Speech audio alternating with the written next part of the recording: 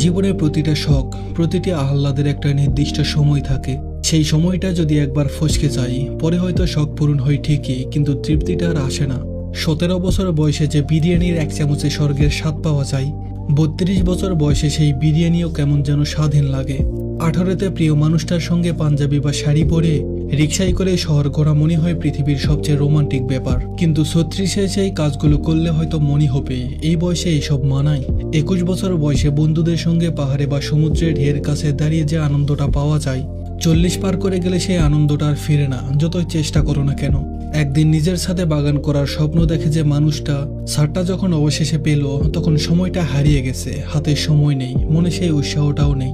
একদিন চাকরি করে বাবা মাকে দামি উপহার দিবেন, এই ভাবনায় দিন কেটে যায় অনেকের, কিন্তু চাকরি পাওয়া যায় ঠিকই, ততদিনে মা বাবা হয়তো অন্য দুনিয়ায় পাড়ি জমিয়েছেন।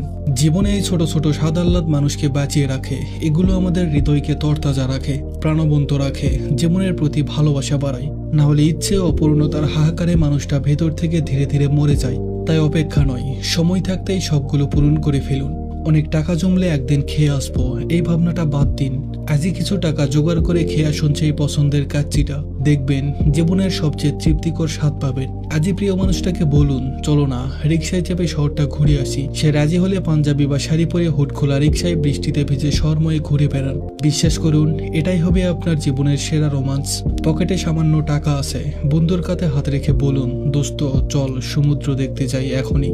ব্যাগ গুছিয়ে নিন, জীবনের সবচেয়ে সুন্দর স্মৃতিটা তৈরি করে ফেলুন। নিজের সাথে বাগান হবে, এর আশায় বসে না থেকে ভাড়া বাসায় বারান্দার টবে লাগিয়ে ফেলুন একটা গোলাপের চারা। টিউশনির টাকায় বাবা মায়ের জন্য কিনে ফেলুন একটা সাধারণ শার্ট বা শাড়ি, হোক না সুতি। শখ পূরণের আনন্দটাই আসল। মনে রাখবেন, যে মানুষটা একদিন করব ভেবে আজকে কিছু করে না, তার জীবনে অনেক কিছুই হয় না। তার জীবনটা কাটে অপেক্ষায়, শেষ হয় আফসোস আর অপূর্ণতায়। তাই এখনই বাঁচুন, এখনই ভালোবাসুন, এখনই পূরণ করে ফেলুন আপনার ছোট ছোট শখগুলো। কারণ সময়ের পর একদিন ফিরে তাকালে এই মুহূর্তগুলিই হবে আপনার জীবনের সবচেয়ে বড় সম্পদ। ধন্যবাদ সবাইকে।